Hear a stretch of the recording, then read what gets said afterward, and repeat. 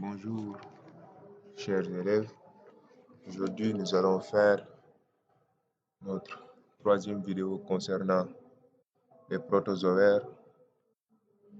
Dans cette vidéo, nous allons voir la reproduction des protozoaires. Au niveau des protozoaires, l'une des principales caractéristiques, c'est leur capacité de multiplication. Je m'explique. On distingue deux modes de reproduction chez les protozoaires. On a une reproduction asexuée qui nécessite un seul individu, un seul hôte, et une reproduction sexuée qui fait appel à deux organismes ou deux hôtes ou deux individus. Maintenant, nous allons voir la reproduction asexuée. C'est le mode le plus répandu chez les protozoaires, surtout quand les conditions sont favorables. Certains protozoaires ne pratiquent que cette mode de multiplication. La multiplication asexuée n'implique qu'un seul parent. On avait dit en haut que cela implique un seul parent. Donc, tous les descendants sont identiques. Il existe alors un risque si le milieu est modifié. Autrement dit, il y a une forte probabilité que si le milieu est défavorable, que tous les descendants seront atteints parce que cela implique un seul parent et que tous les descendants sont identiques. Maintenant, ici, nous allons voir la première reproduction asexuée qui est la fission ou division binaire. La cellule se divise en deux cellules. C'est le plus courant. Les protozoaires représentent 2 à 3 fissions binaires par jour. Autrement dit, ici, on dit la capacité des protozoaires à se reproduire. On dit 2 à 3 fissions binaires par jour. La fission peut être non orientée. Autrement dit, les descendants sont sans forme précise. C'est le cas des amibes. Et cette fission peut être longitudinale chez les flagellés qui sont une partie des protozoaires, exemple les trypanosomas, mais aussi peuvent être transversales, c'est les ciliés qui sont aussi une partie des protozoaires, exemple le Ballontidium coli. Il peut y avoir une division du noyau sans division du cytoplasme. Attention, alors on parle de forme transitoire ou résistante. Amoeba binucleata, c'est-à-dire on a seulement une division du noyau, mais le cytoplasme reste intact. Dans ce cas, on a une seule cellule. Dans ce cas, on parle d'une forme transitoire. Maintenant, ici, nous avons la reproduction, la fission ou division binaire. Vous voyez, ici, la coupe est longitudinale. Vous voyez, ici, la coupe est longitudinale. Là, ici, on a la duplication de l'ADN. Maintenant, ici, on a la cytodiérèse. Autrement dit, le cytoplasme se divise en deux pour donner deux cytoplasmes. Ça, c'est une division binaire appelée encore fission. Mais dans ce cas de fission longitudinale, c'est dans le cas des flagellés. Mais ici, dans le cadre d'une division binaire transversale, c'est le cas des ciliés. Autrement dit, des organismes présentant des cils qui sont des moteurs de locomotion. Maintenant, ici, nous allons parler de bourgeons ou gémiparité. Quand on parle de bourgeons, c'est-à-dire il y a apparition à la surface cellulaire d'un bourgeon qui est là. C'est ça le bourgeon qui apparaît à la surface cellulaire. Donc, c'est un bourgeon exogène parce que c'est à la surface cellulaire. Maintenant, ici, on parle de bourgeons exogènes parce que c'est à la surface cellulaire. Et quand c'est en dehors de la cellule, on utilise exo. Et quand c'est à l'intérieur, on utilise endo. Puisque ici, c'est à l'extérieur de la cellule, on parle de bourgeons exogènes, suivi d'une division nucléaire. Maintenant, ce bourgeon-là est capable de constituer une cellule, autrement dit un individu complet. Parce qu'on a dit que les protozoaires sont unicellulaires. Donc, tant qu'on a une cellule, on a un individu complet qui se détache de l'individu souche qui est le 1 là. Maintenant, ce bourgeon est capable de donner une cellule. Ouais, c'est une fission binaire inégale. Parce que, vous voyez ici, le bourgeon est petit, mais après est capable de donner un individu. Voilà, le bourgeonnement dans le cytoplasme est appelé bourgeonnement endogène, c'est-à-dire quand le bourgeonnement se fait à l'intérieur du cytoplasme, on a un bourgeonnement endogène.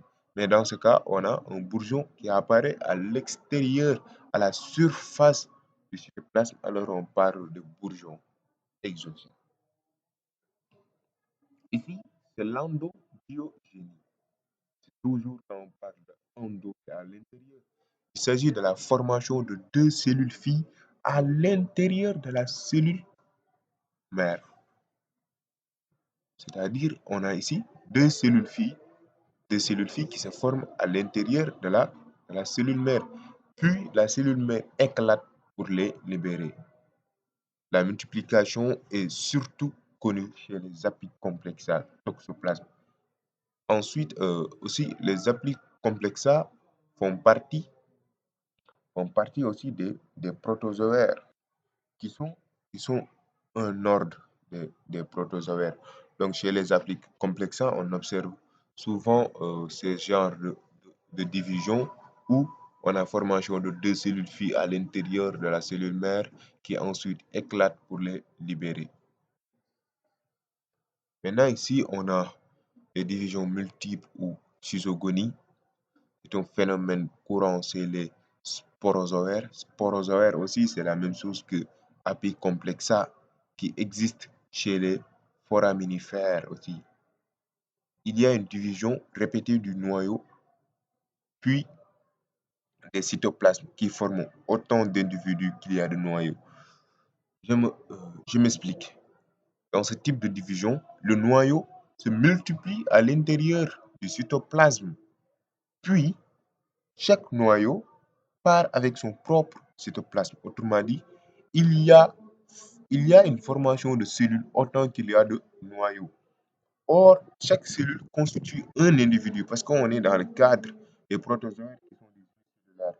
Donc, quand on parle de schizogonie, on a une multiplication du noyau à l'intérieur du cytoplasme, puis une division du cytoplasme qui forme autant d'individus qu'il y a de noyaux. Puis, une masse du cytoplasme va être abandonnée, puis meurt. Voici ce qui représente la schizogonie ou division multiple. Vous voyez, les noyaux se multiplient au niveau du cytoplasme. Puis, chaque cytoplasme part avec son, son noyau. Chaque cytoplasme part avec son noyau. Maintenant, il y a une partie qui meurt, partie du cytoplasme qui meurt. Ici, c'est le cycle de Plasmodium falciparum que nous allons voir au niveau dans la leçon qui suit, qui sont les mastigophora ou les flagellés. On va expliquer tout ça avec l'homme qui est infecté par une moustique, par un moustique immense. Ici, nous allons parler de la reproduction sexuée ou gamogonie, sporogonie.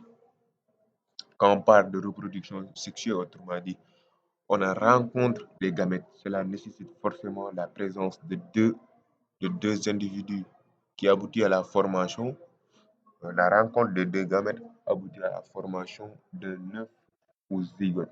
Maintenant, chez certains protozoaires, le noyau de l'œuf se divise en plusieurs éléments appelés sporozoïdes. C'est la phase de sporogonie. Maintenant, Si les deux gamètes proviennent de deux gamétocytes, autrement dit, quand on parle de gamétocytes, ce sont des individus producteurs de gamètes. Par exemple, l'homme est un gamétocyte car il est capable de produire des gamètes. Maintenant, si les deux gamètes proviennent de deux gamétocytes ou deux individus différents, on parle de hétérogamie. Par contre, si les deux gamètes proviennent du même individu, on parle d'autogamie. Maintenant, morphologiquement, si les deux gamètes se ressemblent, on parle d'isogamie, mais par contre, s'ils sont différents, on parle d'anisogamie. Maintenant, ici, on a la conjugaison qui est uniquement chez les ciliés ou encore les ciliophora, par exemple le Balantidium coli. C'est une fécondation réciproque de deux individus qui échangent leur matériel génétique. Autrement dit, chaque individu donne à l'autre son matériel génétique. Donc, on a une fécondation réciproque. Chaque individu va devenir un vrai zygote. Il y a échange d'haploïdes dont la fusion rétablit la diploïdie. Maintenant, ici, en grand 4, on va voir mode de nutrition des protozoaires. Les protozoaires se nourrissent par divers mécanismes. On a la phagocytose, qui est une forme d'endocytose consistant en une injection de particules grâce à la membrane cytoplasmique, par exemple les amibes. On a d'abord, en premièrement, l'adhérence, autrement dit, la membrane plasmique va au contact avec les nutriments. Ensuite, on a l'endocytose, on a déformation de la membrane pour englober les nutriments. Après, on a l'inclusion dans le phagosome, qui est la vacuole digestive. Ensuite, on a formation du phagolysosome, qui est une enzyme golgienne hydrolase. Quand on dit hydrolase, ça intervient dans l'hydrolyse. On a aussi la digestion sous l'action de ces enzymes qui sont golgiennes hydrolase, l'exocytose, c'est-à-dire ouverture de la vacuole au milieu extérieur chez les amibes. Chez les amibes, les vacuoles peuvent être stockées dans le pseudopode qui est au niveau de la membrane qui sera séparé du reste. On a aussi le pinocytose, qui est un processus non spécifique contenu chez les cellules en croissance, permettant d'externaliser, autrement dit de faire rentrer les cellules via des invaginations temporaires au niveau de la membrane, c'est-à-dire au niveau de la membrane plasmique. Il y a de petits il y a de petits qui permettent aux particules de passer par là pour entrer au niveau de la cellule. Les protozoaires aussi peuvent se nourrir de cette forme. On a aussi une formation de vacuole digestive, digestion, puis exocytose, comme dans le cas de la phagocytose. L'absorption de cette matière nutritive à travers ces trous sont appelés les cytopharynx. Chez les ciliés, l'absorption est favorisée par les cils, qui sont les organes locomoteurs, qui sont comme de petits flagelles qui vont propulser les particules vers le cytopharynx. Après digestion, l'exocytose se fait aussi au niveau du cytopharynx. Maintenant, ici, on a les propriétés d'enquistement des protozoaires. On parle d'enquistement quand les conditions ne sont plus ou ne sont pas favorables. Dans ce cas, le protozoaire va chercher un moyen de se protéger du milieu extérieur. Vous voyez? Et quand il y a conditions défavorables, le protozoaire rejette la plupart de ses enclaves alimentaires, autrement dit ses réserves alimentaires, pour diminuer son métabolisme. Parce que pour ne pas dispenser trop d'énergie parce que le milieu est défavorable. Son cytoplasme se déshydrate, diminue de volume et sécrète autour de lui une substance formant une membrane durcie et l'isole presque totalement du milieu extérieur de l'enquistement. Le kyste est une forme de résistance et de dissémination, c'est-à-dire le kyste est capable de le protéger du milieu extérieur. Si les conditions redeviennent favorables, par exemple si le milieu extérieur revenait humide, la coque se rompt. Quand on dit coque, c'est-à-dire la couche qu'il avait formé, la membrane secondaire qu'il avait formée pour se protéger du milieu extérieur, et la cellule reprend sa vie active, autrement dit son métabolisme correctement. Maintenant, ici, les protozoaires se rencontrent partout dans la vie. Ils sont extrêmement aptes à l'adaptation grâce à ces kystes. Ils survivent aux conditions drastiques des habitats et occupent grâce à leur capacité à développer des kystes. Parce que les kystes-là leur protègent du milieu extérieur. Vous voyez, l'individu enkysté se caractérise également par, par leur métabolisme ralenti et la régression de certaines organelles telles que les cils et flagelles. Autrement dit, les organes locomoteurs vont se rétrécir. Pourquoi? Parce que l'organisme n'a pas besoin de dépenser trop d'énergie, vu que les conditions de vie ne sont pas tellement favorables. Toujours, maintenant, pour certaines espèces, l'enquistement est cyclique. Autrement dit, est propre à des stades précis de leur développement. Par exemple, il y a certaines espèces, leur production de, de-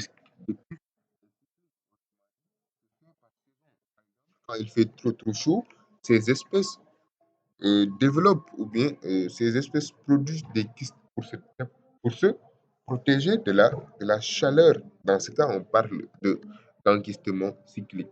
Maintenant, pour d'autres, euh, euh, le développement de kystes ou bien la production de kystes est dû à un changement d'environnement, aussi à l'hypoxie. On peut aussi avoir un changement de pH et de température, ainsi que la déficience du milieu en éléments nutritifs. Autrement dit, quand le milieu est très faible en matière de nutriments, l'organisme va s'inquiéter. Pourquoi? Il n'a plus de quoi se nourrir. Maintenant, il va diminuer son métabolisme.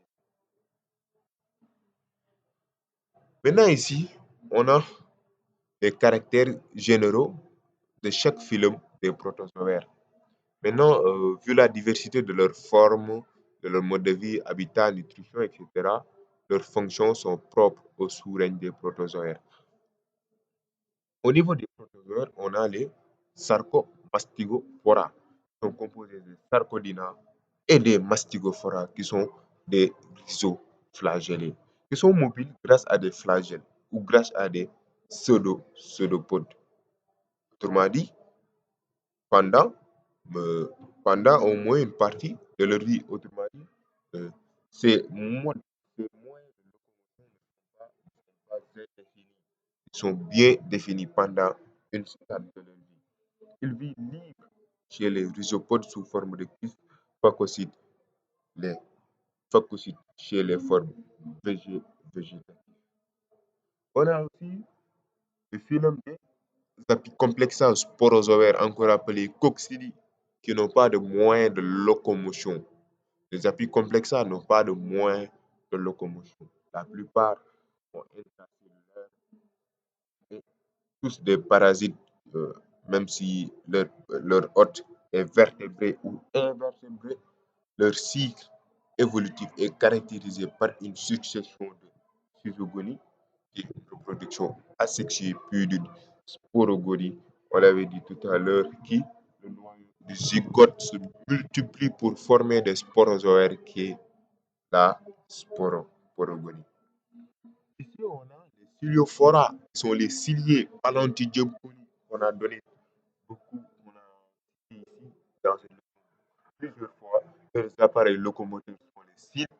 On a la présence de cytopharinium les, où passent les nutriments qui sont favorisés par les cils. On en a parlé tout à l'heure. Et qui contient deux noyaux, le macronucléus et le micronucléus. Qui contient, euh, il contient aussi deux noyaux macronucléus qui a une fonction métabolique et micronucléus qui a une fonction de reproduction. La multiplication est uniquement sexuée, c'est les Ciliophora, et on a une reproduction par conjugaison, autrement dit, échange de fragments entre les deux individus.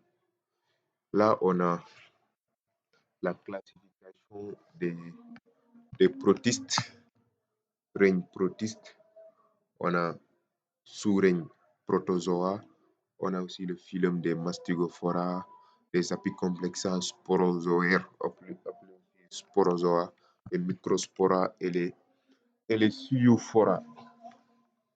On a au niveau des Sarcomastigophora, les Sarcodina, les Mastigophora, et on a la classe des Mesopoida, Zoomastigophora, Sporozoa, Microsporea et Cilioforea. Donc, c'était tout pour cette leçon et on se retrouve la prochaine fois.